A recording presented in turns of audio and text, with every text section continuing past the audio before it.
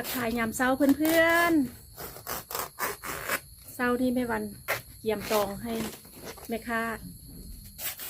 ขึ้นมาสั่งใกล้จะเข้าพรรษาแล้วเพื่อนจะเอาไปห่อข้าวต้มขายแม่วันก็ได้เกี่ยมให้เพื่อน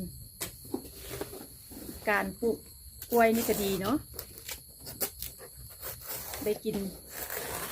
มะปีได้กินมะกล้วยได้ไส้ตองเหลือไส้แล้วก็ขายเป็นผลผลิตที่ดี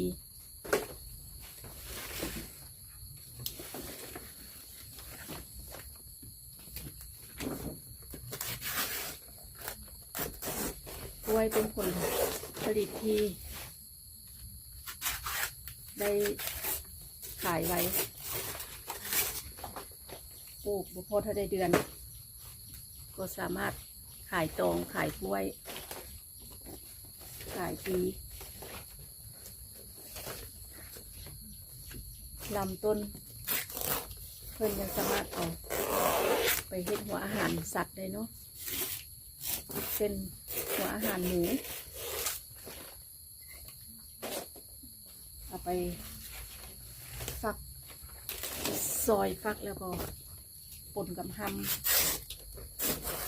จะเป็นอาหารสัตว์ได้